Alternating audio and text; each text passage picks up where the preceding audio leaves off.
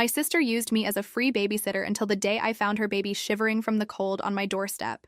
Before continuing the story, let us know in the comments which city you're watching from. Don't forget to subscribe to the channel, hit the notification bell so you won't miss more stories, and leave your like on the video. I should have seen it coming. When my sister announced her pregnancy at 23, the family acted like she'd just won the lottery. My mother threw a parade. Meanwhile, I was 28, engaged to someone Marcus in Germany, building a career, and somehow I was still the disappointing one. That's how it had always been. My sister could set the kitchen on fire making toast, and my mother would praise her for trying. I could cure cancer and get asked why I hadn't done it sooner. The dynamic was set since childhood. My sister was the baby, the princess needing protection. I was the responsible one who existed to make everyone else's life easier. When she crashed my mother's car at 17, I got lectured for not driving her more. When she dropped out of college after one semester, I should have been more supportive. The babysitting schedule appeared before the baby was even born. Color-coded, laminated, Tuesdays and Thursdays after work, every other weekend, all major holidays. Families should be together. At Sunday dinner, I stared at it for 5 minutes. I didn't agree to this, I said. My sister barely looked up from her phone. Mom said you'd help. I said you'd help, my mother added with that smile that wasn't a smile. Family helps family, Rowan. Or did you forget that while planning your fancy European life? The fancy European life being my fiancé's job offer that I'd been agonizing over for months. Marcus had been offered a senior position at his company's headquarters in Berlin, with a salary that would let us finally stop worrying about money, buy a house, maybe start our own family someday. We were supposed to move after the wedding in 8 months. I'd mentioned it at family dinners because every time I did, my mother got this look like I'd announced plans to join a cult and abandon everything good and pure about American values. I have a job, I started. Yeah, and I'm going to have a baby. Babies are harder than jobs. You can do your job during the day. I need help at night. I didn't say I wouldn't help sometimes, I said, but this is 2 evenings a week and every other weekend. That's a part-time job. That's family, my mother interrupted. This is how family works. I need to think about this, I said. What's to think about? My sister asked. You don't have kids. Your job is just sitting at a computer. Marcus isn't even in the country. Why are you being so selfish about this? Selfish. Because wanting to maintain my own life, my own schedule, my own autonomy was selfish. That was the moment to hold my ground. But I didn't. I said I'd think about it, which everyone at that table knew meant yes. The social media post went up that night. Professional photo. So blessed to have the most amazing sister who's already committed to helping me raise this little angel. My phone exploded with comments. I'd been boxed into a corner. I called her immediately. Music pumped in the background. Take it down. Because I never agreed to regular babysitting. I never said Tuesday and Thursday. I never said any of this. You're telling the entire family that I committed to something I haven't committed to. She laughed. Actually laughed. Oh my God. Rowan, why do you have to make everything difficult? It's just a few hours a week. Normal people help their siblings. Normal people don't freak out over a Facebook post. Normal people ask before volunteering someone else's entire life. I'm not volunteering your life. I'm asking for help. There's a difference. You're not asking. You're announcing. There's a difference. The music in the background got louder, and I heard male voices laughing. She was at a party, 7 months pregnant and at a party. Look, I can't deal with this drama right now, she said. The post stays up. If you want to look like a terrible person by backing out now, that's your choice. But everyone already knows you said yes. She hung up. I'd been manipulated into free childcare through weaponized social media. The baby came in early March. My sister went into labor at 3 in the morning and demanded I come immediately. When I arrived, she was scrolling through her phone between contractions, arguing with the father about the delivery room. They'd broken up a month earlier. He'd showed up anyway, holding a stuffed elephant. She called security. He left. Bean was born at 7:42 that morning. 6 pounds, 11 ounces. My sister took one look at him and handed him back to the nurse. I should explain the name. Bean isn't his real name. I'm not using his actual name for privacy reasons, and Bean is what I called him from the start because he was tiny and wrinkly. His father uses it too now. I'm tired, my sister said. Someone else deal with him for a while. I held Bean for the first time in that hospital room while my sister slept. He was tiny and red and wrinkly, already looking furious at being born into this family. My mother showed up at 10 with flowers and balloons and enough baby clothes for triplets, posting everything to social media before my sister woke. The first emergency babysitting happened when Bean was 3 weeks old. My sister showed up at my apartment at 7 in the evening with no warning. "I have a date," she announced, shoving the bag at me. "A date? You just had a baby 3 weeks ago." "Exactly. 3 weeks. Do you know how long it's been since I felt like a human being? Do you know how long it's been since I felt attractive or interesting or like anything other than a milk machine? I need this, Rowan. I need to feel normal again." Bean was screaming. My sister was already backing toward the door, car keys in hand, purse on her shoulder. "How long?" I asked. "I don't know. A few hours? I'll text you." She was gone before I could argue. Bean screamed for 4 straight hours. 4. I tried everything. Feeding, changing, walking, bouncing, singing, begging, praying to deities I didn't believe in. Nothing worked. At midnight, I was pacing my apartment with a screaming baby, exhausted and desperate, when my phone finally buzzed. "Staying at a friend's tonight. Thanks for watching him. You're the best." A friend's. Right. I stared at that message for a long moment, Bean still wailing in my arms, and felt something cold settle in my chest. She'd planned this. She'd known she wasn't coming back tonight. She'd dumped her 3-week-old baby on me with no warning and no intention of returning before morning. I called Marcus. 6 a.m. in Berlin. "I don't know what I'm doing," I said. "She just left him here. He won't stop crying. I don't know what's wrong. I don't know how to help him. I don't know what I'm doing." "Breathe," he said. "Just breathe. You're doing fine. Babies cry. It doesn't mean you're failing. It feels like failing. I know, but you're not. You're helping. That's what you do." "I'm enabling her," I said. "That's what I'm doing. I'm making it easy for her to be a bad mother. Maybe.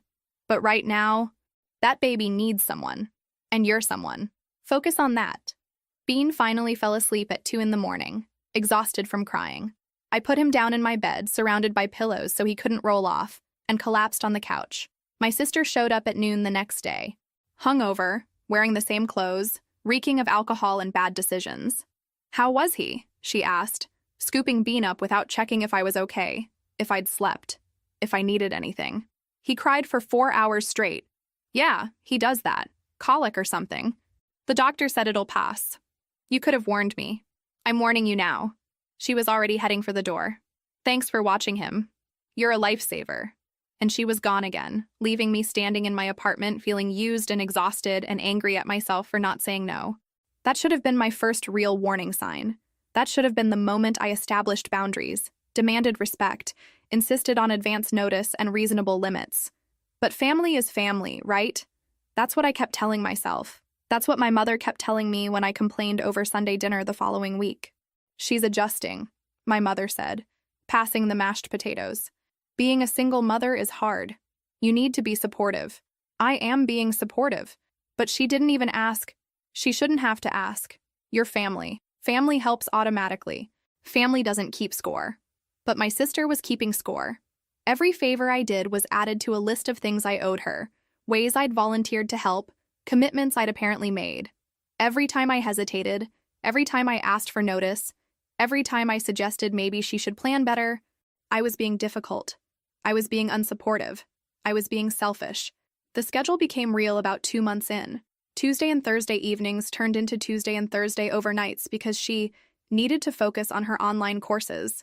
Ironic and sad and enraging all at once. I started noticing things around month 3. Bean always seemed hungry when she dropped him off, gulping bottles desperately. His diapers were often full to bursting, unchanged for hours. And his clothes were always dirty. He had persistent diaper rash. And he was too quiet. Like he'd learned demanding attention didn't work. I mentioned it once, carefully choosing my words at Sunday dinner. "Bean seems really hungry when you bring him over. Maybe we should increase his feeding schedule." My sister rolled her eyes so hard I worried they'd get stuck. "Oh my God, Rowan. Not everyone is perfect like you. Some of us are surviving. Do you want to criticize me or do you want to help me?" "I'm not criticizing. You are. Every time you say something like that, you're telling me I'm a bad mother. You're telling me I can't take care of my own child. Do you know how that feels?" My mother jumped in immediately. "Rowan, your sister is doing her best. Not everyone has the luxury of a career and a fiancé and all the time in the world. She's struggling. The least you could do is be kind." The way she framed it, There was no good answer. If I criticized, I was being cruel to a struggling single mother. If I helped without comment, I was enabling behavior that made my skin crawl. I chose helping because what else was I supposed to do? Call child services on my own sister? That felt nuclear.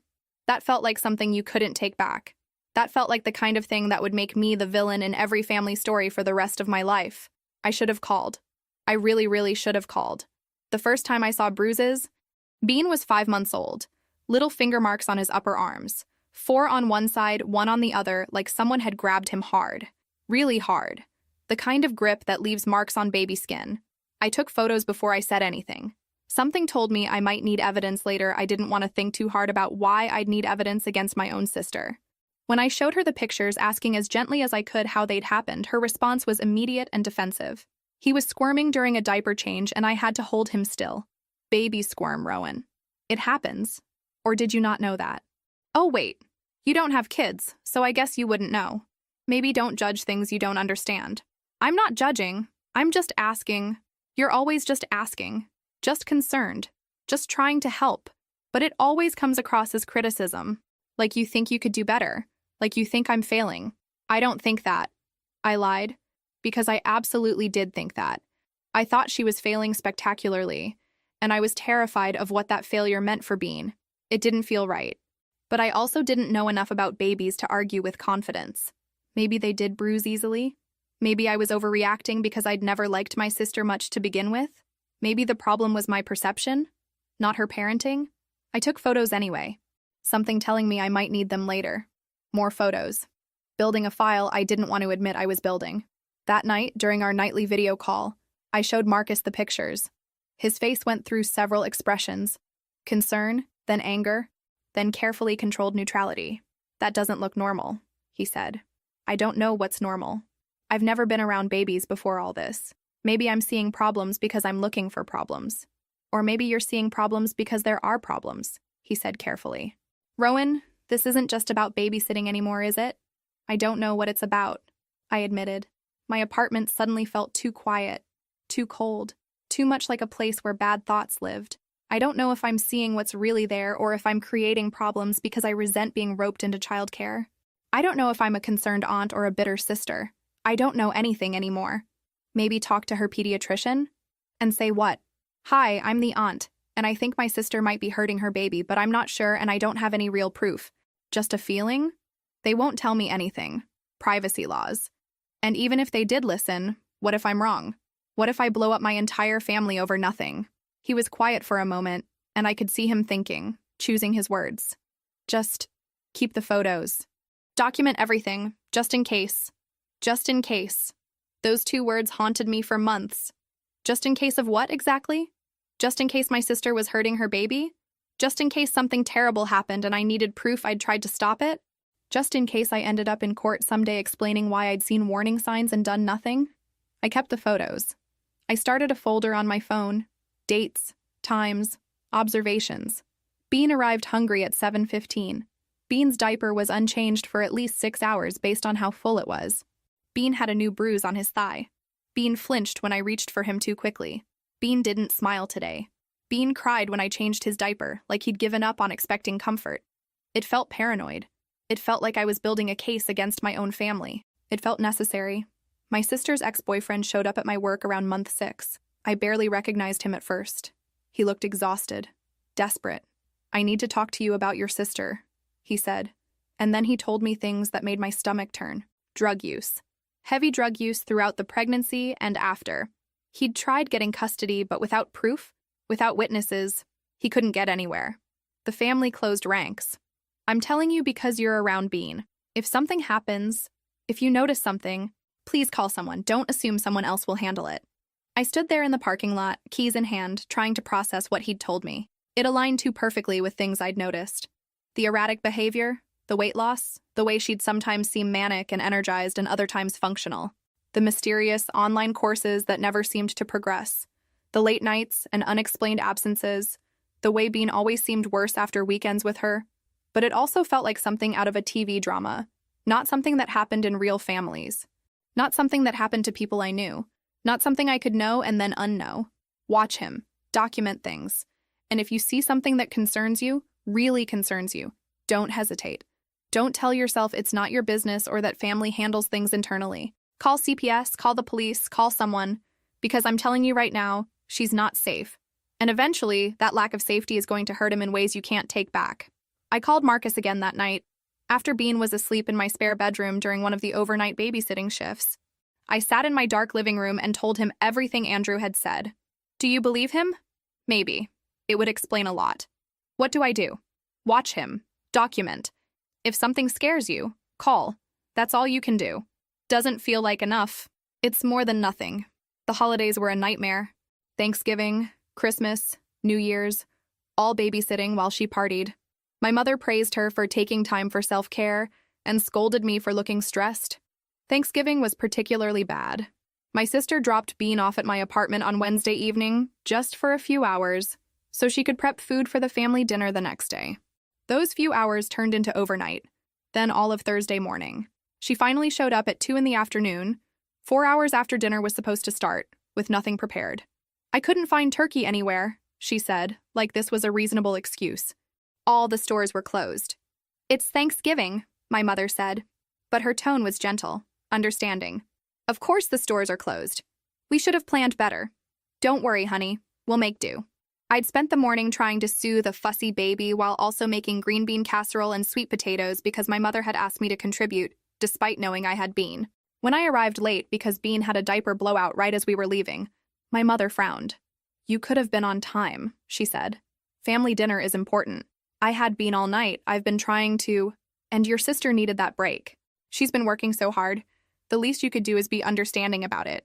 Christmas was worse. My sister announced 2 weeks before the holiday that she'd need me to watch Bean on Christmas Eve and Christmas Day because she had important plans. When I asked what plans, she got defensive. Does it matter? I'm allowed to have a life, Rowan. I'm allowed to do things. Just because I have a kid doesn't mean I have to give up everything. I'm not saying give up everything. I'm saying maybe plan around the actual holiday. Maybe spend Christmas with your child. Oh, so now you're the expert on parenting? You who doesn't have kids and doesn't understand what it's like? You who gets to live your perfect little life while judging everyone else? My mother jumped in before I could respond. Rowan, you're being unfair. Your sister deserves to enjoy the holidays too. We're all family. We all help each other. That's what family means. So I spent Christmas Eve and Christmas morning with Bean, watching him crawl around my apartment, trying to keep him entertained with wrapping paper and bows since my sister hadn't bought him any presents. I bought him things myself, soft toys, board books, a little musical elephant that played lullabies. When my sister picked him up on Christmas afternoon to attend family dinner, she saw the toys. You didn't need to do all that, she said, but she took them anyway, adding them to her car like they'd been her purchases all along. At dinner, she accepted praise from relatives for being such a thoughtful mother, for choosing such perfect gifts, for knowing exactly what babies like. I said nothing. What could I say? That she'd left her 8-month-old alone on Christmas morning? That she hadn't bought him a single present? That I was subsidizing her motherhood in addition to providing free childcare? It would make me look petty. It would make me look bitter. It would confirm everything my family already thought about me. That I was jealous, difficult, incapable of being supportive without keeping score.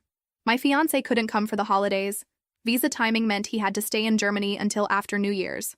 We'd been planning for me to visit him in February, a 2-week trip that would be our last long visit before the wedding in June. I'd bought the tickets 6 months in advance, requested the time off work, mentioned it to my family approximately 75 times in various conversations. My sister scheduled herself a beach vacation for the exact same 2 weeks. Perfect timing, my mother said cheerfully when my sister announced it at Sunday dinner in January. Rowan can watch Bean while you recharge. You really need this, sweetie. You've been so stressed. I'm going to Germany, I said flatly. I have plane tickets. I've had them for 6 months. I've told you about this trip at least a dozen times. Oh, but you can go anytime. Your sister needs this now. She's been dealing with so much. Her mental health is suffering. Surely Marcus would understand. Surely he'd want you to help family. I haven't seen Marcus in person in 4 months. We're getting married in 5 months. This trip is important. My sister looked up from her phone, where she'd been scrolling through resort photos. So you're saying your vacation is more important than my well-being? You're saying spending time with your fiancé, who you talk to every single day, is more important than helping me avoid a mental breakdown? I'm saying I made plans first. I'm saying you knew about my trip and scheduled your vacation anyway. I'm saying you need to find other childcare. There is no other childcare. Her voice rose, drawing attention from my mother, who'd been in the kitchen. You think I have options? You think I have money for a nanny or someone I trust? Your family. You're supposed to help. That's what family does. What I'm doing isn't help anymore, I said, and my voice was shaking. It's parenthood. I'm doing your job. I'm being Bean's mother more than you are. And I never signed up for that. The silence that followed was deafening. My mother appeared in the doorway, dish towel in hand, face already hardening into disapproval. How dare you? She said quietly. How dare you speak to your sister like that? She's struggling. She's doing her best. And you, with your perfect job and your perfect relationship and your perfect life, you stand there and judge her? You criticize her when she's drowning? She's going on vacation. That's not drowning. Mental health vacations are important. Self-care is important. Or do you not believe in mental health? Is that what this is about? The argument escalated from there. I said things I'd been holding back for years. About favoritism, about enabling, about refusing to acknowledge that my sister wasn't struggling, she was neglectful. About how I'd been documenting bruises and missed feedings and dirty diapers for months. About how Bean flinched when I moved too quickly. About how this wasn't normal new mother stress. This was something darker. My sister cried. The kind of crying that's meant to be witnessed, meant to evoke sympathy. Loud, dramatic, accompanied by statements like, I can't believe you think that about me, and I'm trying so hard, and you've always hated me. My mother called me selfish, called me cruel, said I was showing my true colors, that I'd always been jealous of my sister, that I'd never been able to be happy for anyone else's success.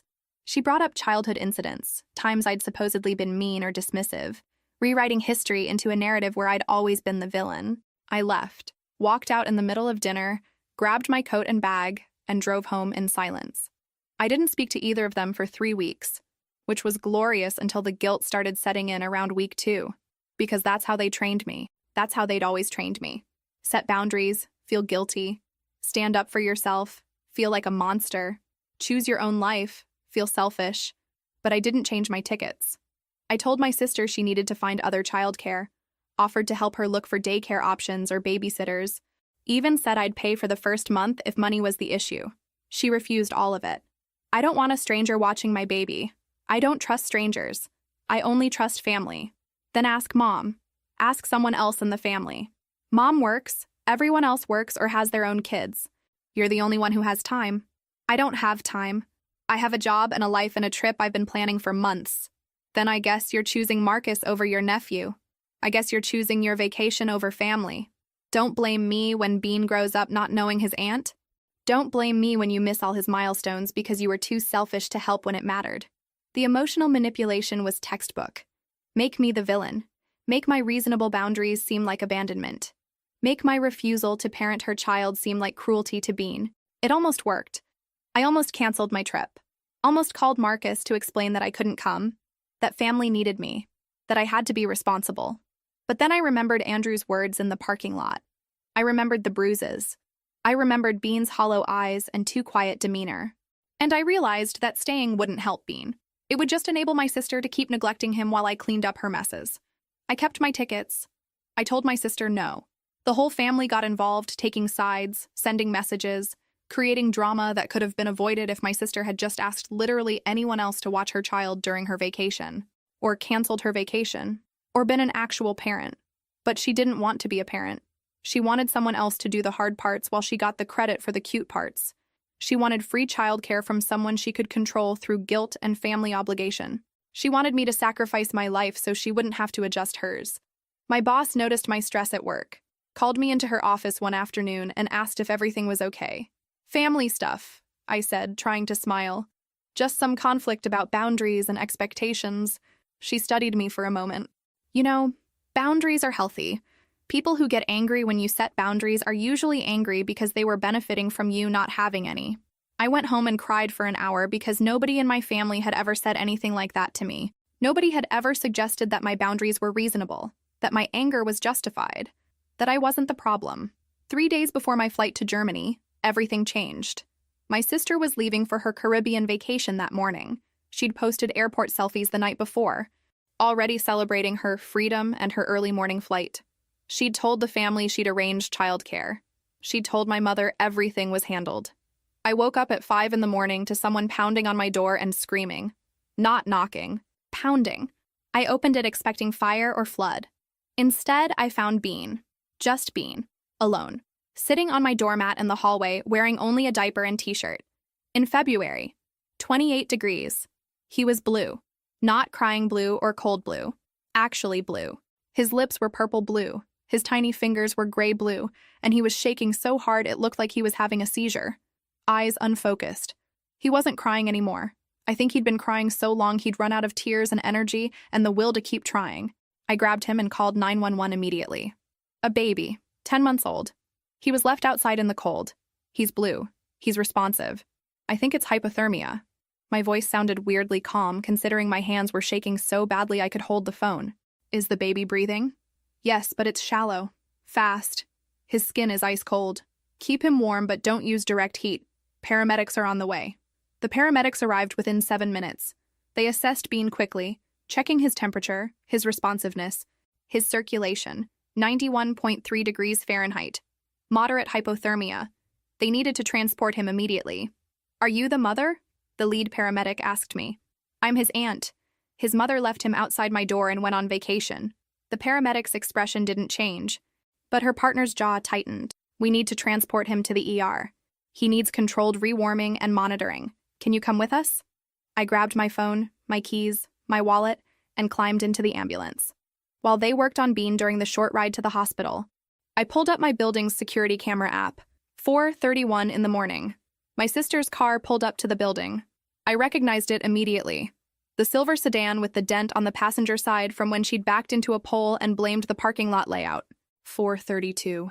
She got out, opened the back door, grabbed Bean from his car seat. He was crying on the footage, his mouth open in a wail I couldn't hear but could imagine. She didn't comfort him, didn't kiss his head, didn't whisper that it would be okay.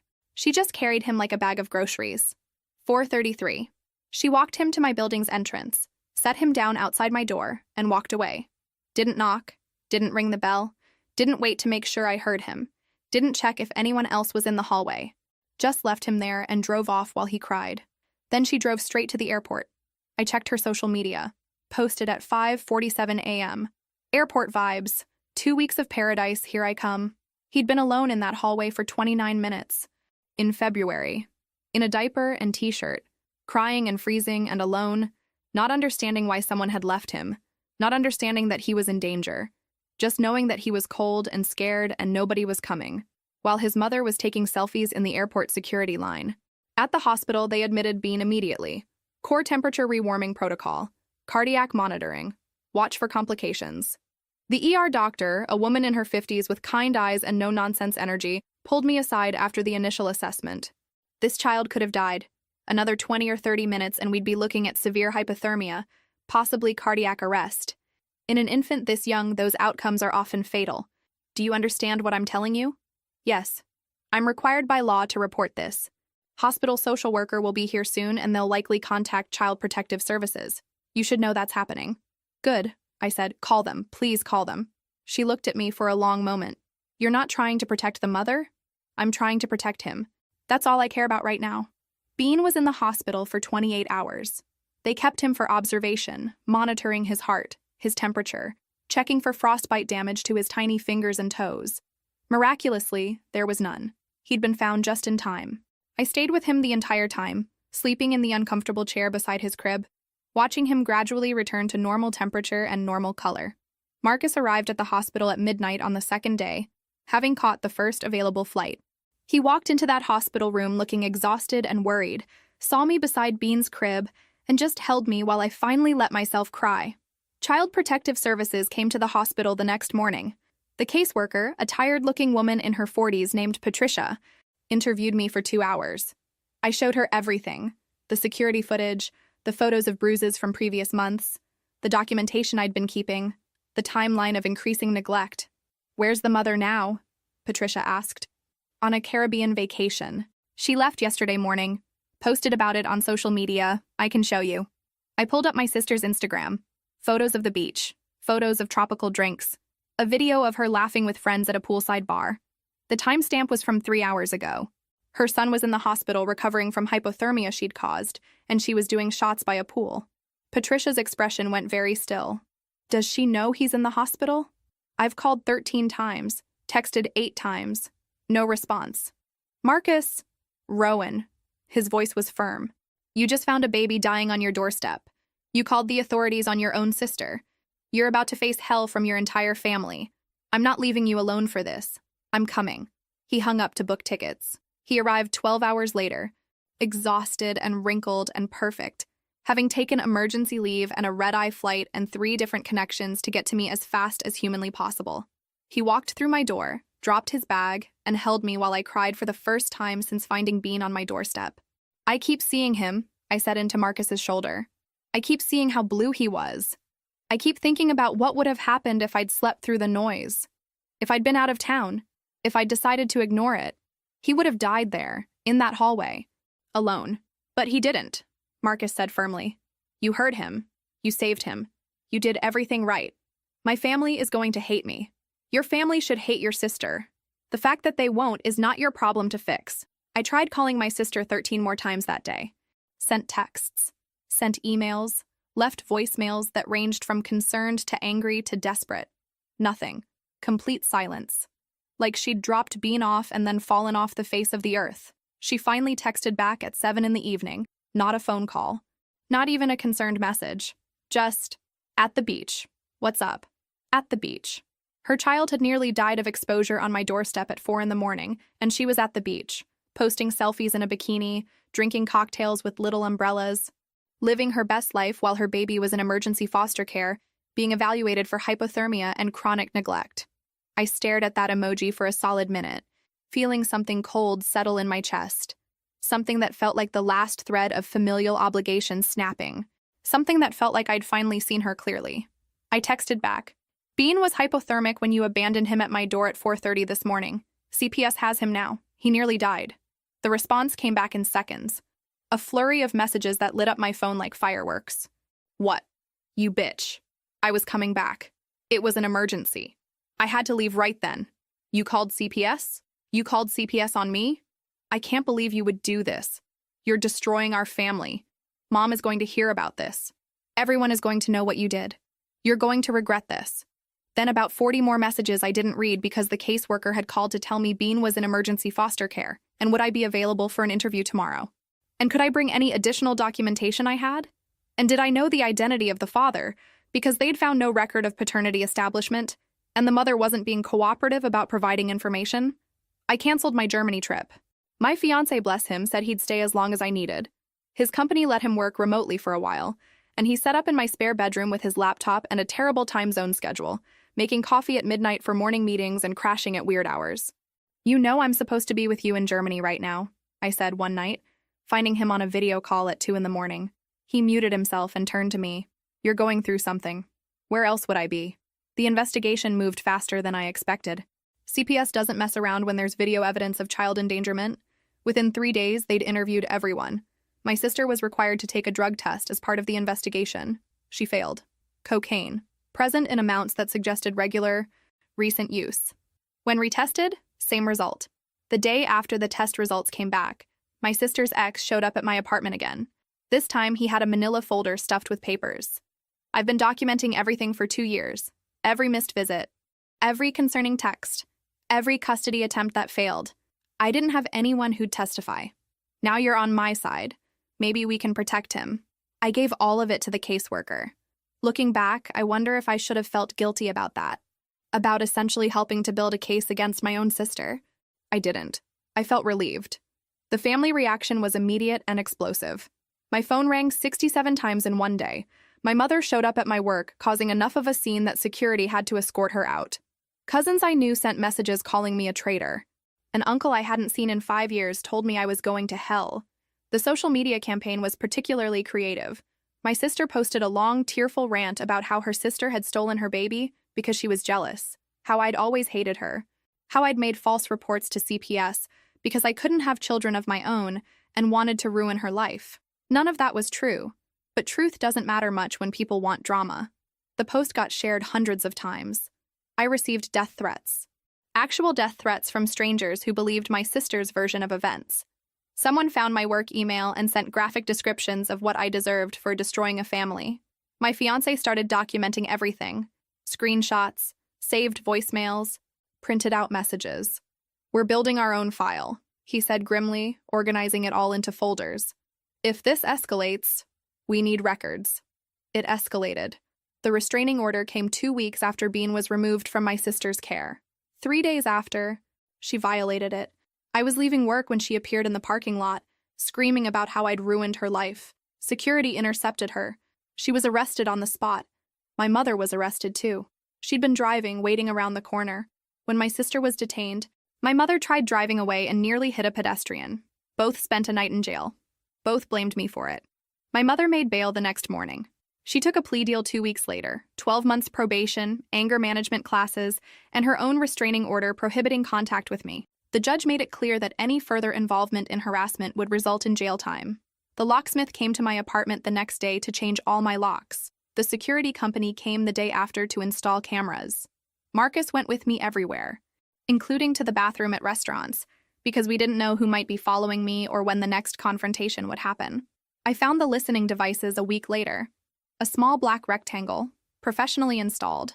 We found 3 more, one in my bedroom, one in the kitchen, one in the bathroom.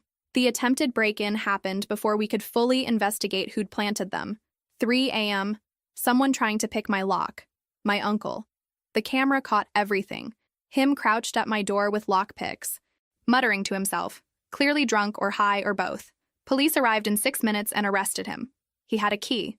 My old key my sister had given him. That's how the devices got installed.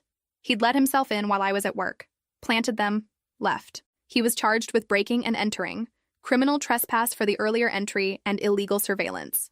Plea deal: 18 months probation, mandatory substance abuse treatment, permanent restraining order.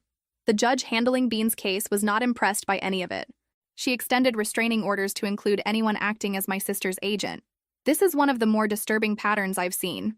This family sees retaliation as more important than the child's welfare. My new apartment had security that actually worked. Keycard entry, cameras everywhere, front desk attendant 24/7. Gave the address only to my boss, attorney, and Marcus. My fiancé had to go back to Germany for work. His visa had run out, his remote work arrangement was ending, and his company needed him on site. We both knew it was coming, but it still felt like losing my security blanket. "I'm starting your visa application immediately," he said at the airport, holding both my hands. "I'm getting you out of here as soon as legally possible." "The custody hearing is in 3 weeks," I said. "I have to testify." "I know. After that, right after that, we're getting you out." He kissed me, boarded his plane, and I drove back to my fortress apartment alone. The custody hearing was scheduled for 11 in the morning on a Thursday in late May. I'd been coached by the attorney CPS assigned to Bean's case, knew what questions to expect, knew what to wear, professional but approachable, knew to look at the judge when speaking and keep my answers direct and factual. What I wasn't prepared for was seeing Bean. The courtroom was formal and cold, all wood paneling and uncomfortable chairs. My sister sat at one table with her public defender, my mother in the gallery behind her. Bean's father sat at another table with his attorney and a CPS representative. I sat in the witness area, waiting to be called. When the father walked in with Bean in his arms, the entire room went quiet. Bean looked completely different. Pink cheeks, clean clothes, trimmed hair. He was smiling, actually smiling, reaching for things with curiosity. The father testified first. He talked about the 2 years he'd spent trying to get custody, the thousands of dollars he'd spent on lawyers and drug tests and court fees. He talked about paying child support every single month even when he wasn't allowed to see his son. He talked about building a nursery in his apartment that sat empty for months, buying clothes and toys and books for visits that never happened because my sister would cancel or not show up or claim he was dangerous without any evidence. I knew something was wrong, but no one would listen. My turn came after lunch. I testified about finding Bean on my doorstep, his blue fingers, 29 minutes alone in the cold. "What made you decide to call CPS that morning?" "Because I realized I'd been making excuses for months," I said. I'd seen bruises and told myself babies bruise easily. I'd seen him hungry and told myself she was just busy. I'd heard about drug use and told myself it was probably exaggerated. But when I found him alone in the hallway, barely conscious from cold, abandoned by someone who was supposed to protect him, I couldn't make excuses anymore. I had to choose between protecting my sister's feelings and protecting a child's life. Was that a difficult choice? It should have been, I said quietly. I regret not calling sooner. They played the security footage. In a courtroom, on a screen. 4:32 in the morning, grainy but clear enough, my sister carrying Bean to my door and walking away while he cried. The sound was off, but you could see him crying. You could see her not look back. The judge's expression didn't change, but her knuckles went white on her pen. My sister's attorney tried to break me down on cross-examination. Wasn't I jealous of my sister? Hadn't I always resented her? Wasn't I trying to steal her child because I didn't have my own? Wasn't this all motivated by petty sibling rivalry? No, I said to each question. This is about a child who was left to die. Nothing else matters. The surprise witness came right before closing arguments. A woman from high school, my sister's friend. She'd found my sister unconscious from overdose 8 months earlier, Bean in his crib in a soaked diaper, surrounded by filth, clearly there for hours. I called 911, she said. They came and took her to the hospital. They said she'd overdosed. I thought they'd investigate, that Bean would be checked on. But nothing happened. No one followed up. So I called CPS myself, but without my name attached because I was scared of retaliation. Why come forward now? The attorney asked. Because I've been watching the news coverage. I've been watching her paint this picture like she's a victim, like her sister is lying, like none of this is real. And I couldn't stay quiet anymore. That baby almost died that day. He almost died again in February. How many times does he have to almost die before we stop letting it happen? My sister lost her composure then. She stood up screaming at the witness, screaming at me, screaming at everyone. Her attorney tried to calm her down. The judge threatened to hold her in contempt. My mother was crying in the gallery. It was chaos. Security removed my sister from the courtroom. The judge delivered her ruling without preamble. I am awarding full physical and legal custody to the father, effective immediately. The mother will serve 8 months in county jail for child endangerment and violating a protective order, to be followed by 5 years probation. She will complete substance abuse treatment and parenting classes before even being considered for supervised visitation. The maternal grandmother will face separate charges for her role in the harassment campaign. This case represents one of the most clear-cut examples of child endangerment and family dysfunction I have encountered. My sister started screaming again from the hallway where security was holding her. My mother collapsed in her seat, sobbing. The father was crying too, but holding Bean close, protective, like he was afraid someone would take him away again. The judge looked directly at me. Ms. Rowan, I want to thank you for your courage in coming forward. You may have saved this child's life. I nodded, not trusting my voice, and left through the side exit the bailiff showed me. The aftermath should have felt like victory. It felt more like exhaustion. My sister was remanded to custody immediately to begin her sentence. My mother made bail on her charges but was ordered to stay away from me pending trial. The rest of the family went quiet, either embarrassed by the court revelations or finally realizing their harassment campaign could land them in jail too. Bean went home with his father that day. I got photos sometimes, sent by the caseworker who'd become something like a friend through all of this. Bean in a high chair eating spaghetti, Bean at a park on a swing, Bean asleep in a bed that looked soft and warm and safe. 3 months after the hearing, the father called me. Bean's father, I should say, since that's who he really was. I wanted you to know, he said, that I'm putting you down as emergency contact. If something happens to me, I want you to have custody. Not her family, not the state. You're the one who saved him. I didn't know what to say to that. Still don't, honestly. I don't want to replace her, he continued. I don't want Bean to not know his mother when he's older. But I want him to know that there's a difference between biology and family. I want him to know that you chose to protect him when no one else would. That matters. Thank you, I managed, for letting me be part of his life. Thank you, he said, for giving him a chance at a life worth being part of. The second custody crisis came out of nowhere in September. Bean's father was in a serious car accident, T-boned by someone running a red light. Broken ribs, punctured lung, fractured pelvis, months of recovery ahead. CPS called me on a Thursday afternoon. Would I be willing to take temporary custody while he recovered? The alternative was foster care with strangers, which seemed cruel after everything Bean had been through. I said yes. What else could I say? I'd moved on from hoping for a quiet life about 6 months ago. Bean came to stay with me the next day. He didn't remember me. Not really. He'd been too young when everything happened. But kids are resilient. He adjusted to the new apartment, the new routine, the new person feeding him and putting him to bed. His father video called every single night from his hospital bed, even when he was clearly exhausted and in pain, reading bedtime stories through the phone screen. The family found out I had Bean within a week. I still don't know how. The address was supposed to be confidential. The custody arrangement was supposed to be private. But somehow, they knew. The attempted kidnapping happened at Bean's daycare. My uncle again, sober this time, with a forged letter claiming there was a family emergency and he needed to pick Bean up immediately. The daycare director, bless her, asked for ID and called me to verify before releasing him. When she told him no, he tried to grab Bean anyway and run. He was arrested in the parking lot, still carrying Bean, who was screaming. The director called me, the police, and CPS in that order. By the time I got there, my uncle was in handcuffs and Bean was safe, but terrified. CPS moved to make my temporary custody more formal after that. My sister, from prison, somehow filed motions to block it. My mother hired a lawyer and tried to get custody herself, despite her pending charges.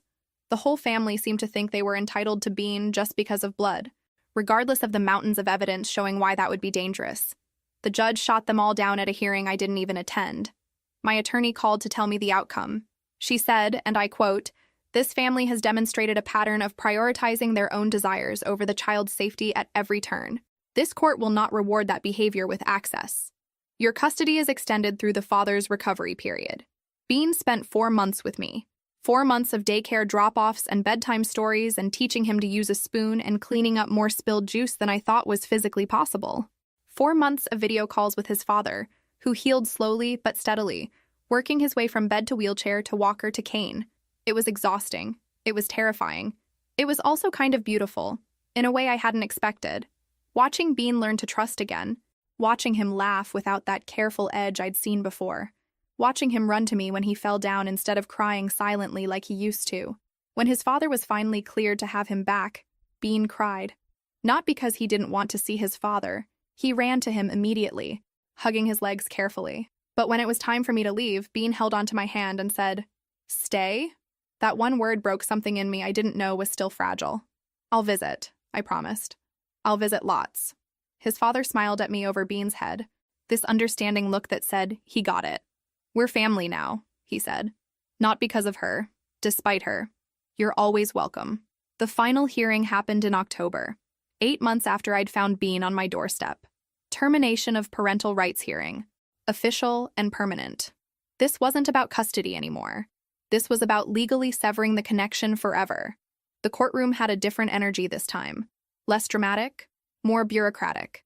The judge had a thick file in front of her, 8 months of documentation, incident reports, psychological evaluations, drug tests, everything that had happened compiled into one damning record.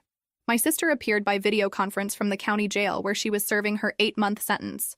Thinner, older, orange jumpsuit instead of designer clothes. "I want full custody when I get out. He's my son. I have rights." None of this would have happened if my sister hadn't interfered. She made me look bad. She turned everyone against me. I was just stressed and needed help. The judge's tone went arctic. "Ms., I have reviewed your case extensively. This court has documentation of abandonment in life-threatening conditions, positive drug tests, violation of protective orders, coordination of harassment and assault, and absolutely zero demonstration of remorse or accountability. In my 23 years on the bench, I have rarely seen a clearer case for permanent termination of parental rights. But he is a child who deserves safety. You have proven, repeatedly and definitively, that you cannot provide that. Your parental rights are hereby permanently terminated. You will have no contact with the child until he reaches 18 years of age. At that point, if he chooses to reach out, that will be his decision. This ruling is final and not subject to appeal given the overwhelming evidence of endangerment."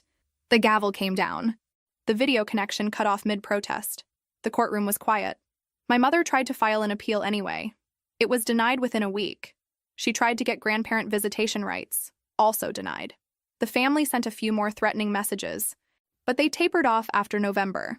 Turns out people lose interest in harassment campaigns when there are actual legal consequences, and the holidays are approaching. Marcus's visa came through in December, just in time for a quiet Christmas that felt more peaceful than any holiday I'd had in years. We got married in January at the courthouse, A simple ceremony with my boss's witness and the building security guard who'd become kind of a friend over the past year. No family, no drama. Just us, signing papers and promising things we meant. We moved to Germany in March, almost exactly 1 year after Bean was born. New country, new language to learn, new job for me, new life for both of us. I send emails to Bean's father regularly, asking how everything is going, getting updates and photos in return. Bean is 3 now. It's been about a year since we moved to Germany, and life feels almost normal. In the photos, he's tall for his age, all knees and elbows and endless energy. He plays at a small daycare where, according to his father, he's the kid who shares his snacks with everyone. He loves dinosaurs and trucks and making sound effects for everything. He has friends. He laughs constantly. He looks happy in a way that feels complete, not fragile or temporary. His father sends pictures from birthday parties and school events and random Tuesday afternoons. Bean blowing out candles. Bean showing off a painting he made. Bean asleep on the couch with a book on his chest. Normal kid things. Safe kid things. I haven't heard from my sister in over a year. My mother sends occasional emails that I don't read. The rest of the family has moved on to other drama, other targets. Sometimes I wonder if they even remember what they put us all through, or if they've rewritten it in their heads into some version where they're the victims. It doesn't matter anymore. For so long, I was waiting for the next crisis, the next confrontation, the next thing to go wrong. Now I'm just living, working a job I like, married to someone who proved he'd stand by me through literal attacks, learning German badly, making friends slowly, building a life that has nothing to do with the chaos I left behind.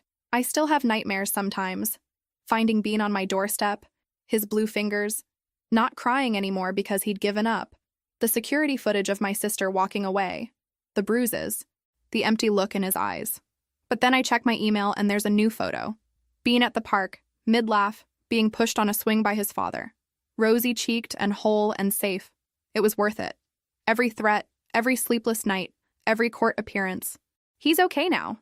That's the thing about families I've learned. The ones you're born into aren't always the ones that matter. Sometimes family is the people who choose to protect you when protection matters more than blood. Sometimes family is the ex-boyfriend who kept meticulous records for 2 years.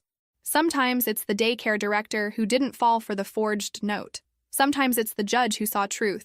Sometimes it's the father who rebuilt his life around his son's safety. And sometimes it's the aunt who found a baby on her doorstep and decided that some things are more important than keeping the peace. I'm okay with being that person.